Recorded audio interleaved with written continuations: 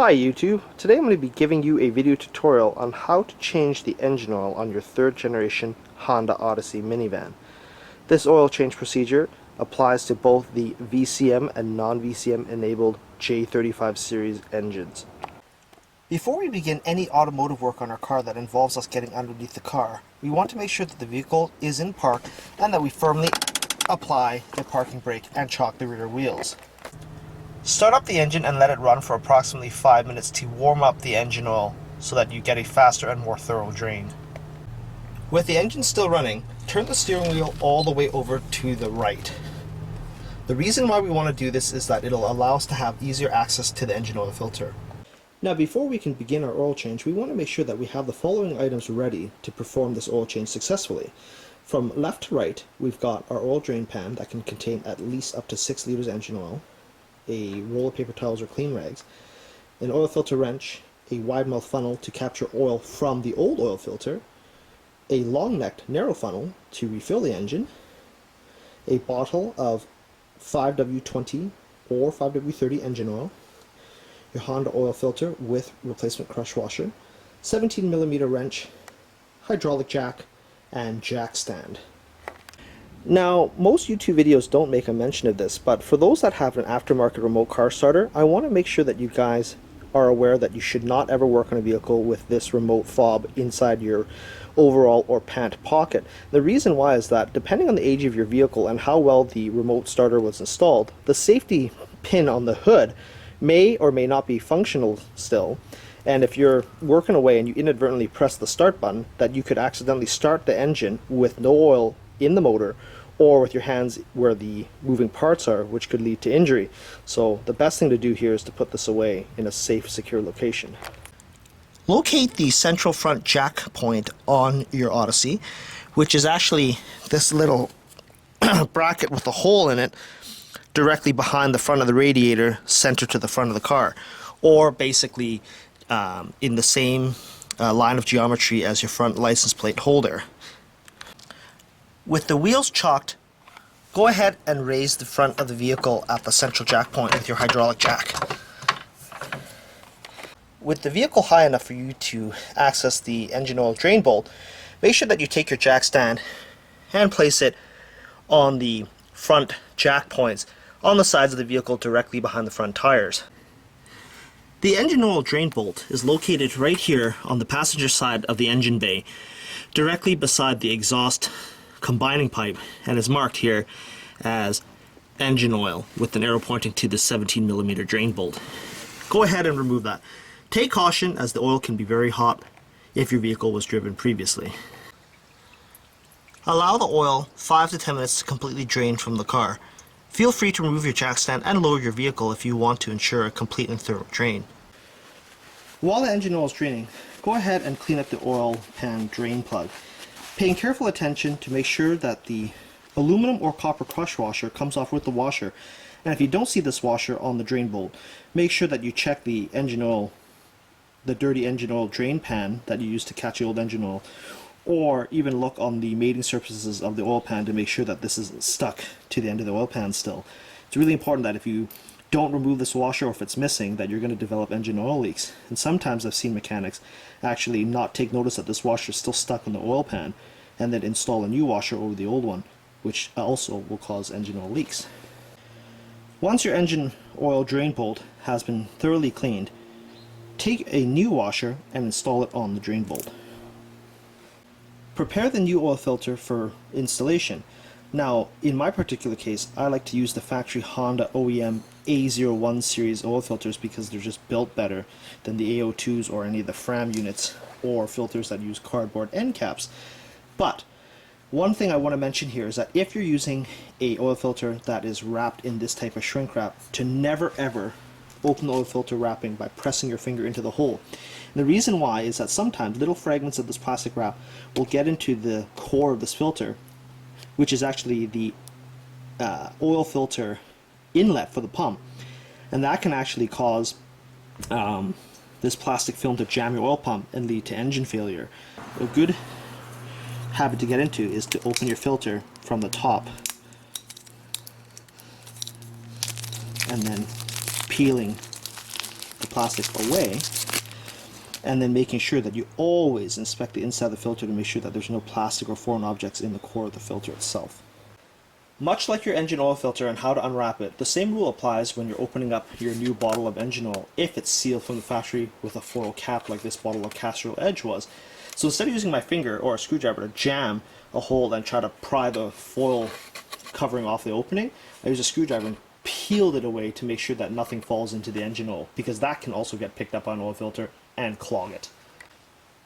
On your oil filter, using a clean finger and some clean engine oil, lubricate the sealing surfaces or the oil filter's O-ring with oil. Once the steady stream of oil has stopped from your oil pan, the engine oil is considered thoroughly drained.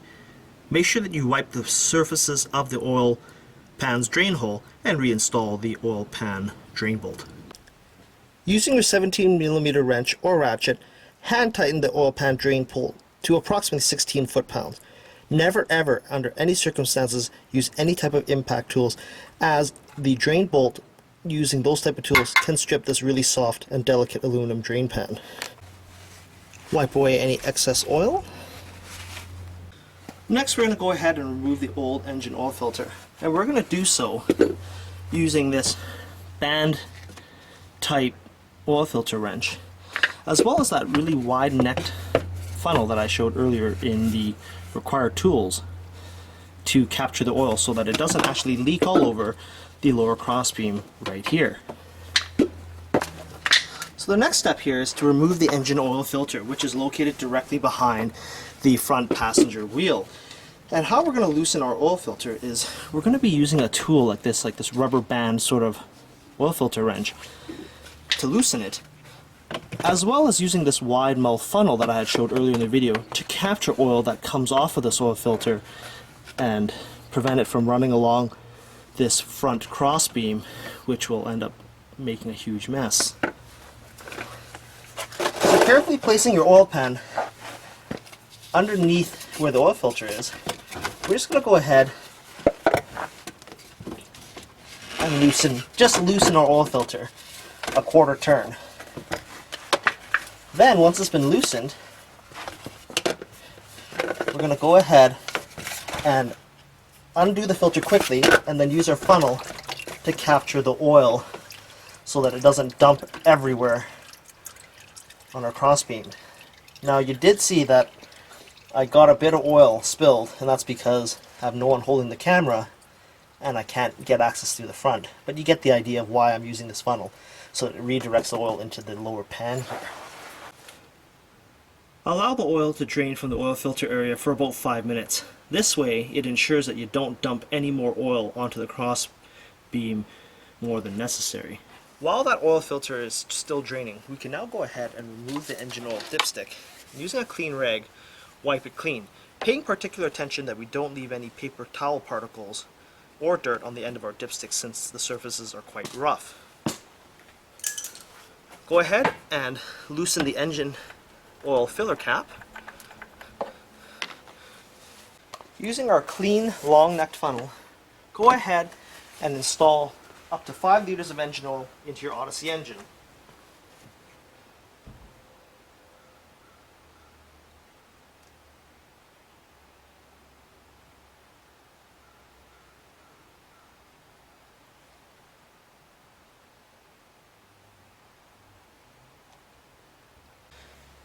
Once about 4 3/4 to 5 liters of oil have been installed in your engine, go ahead and replace the dipstick and replace the engine oil filler cap.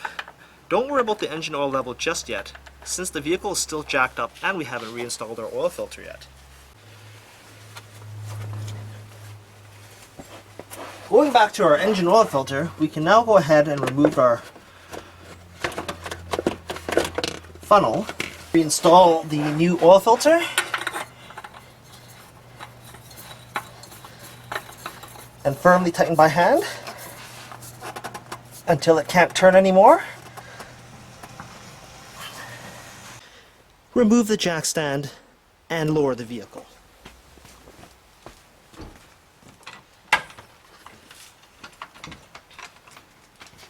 Now before we start a vehicle, we want to make sure that we do a baseline check of our engine oil when it's on a flat level surface.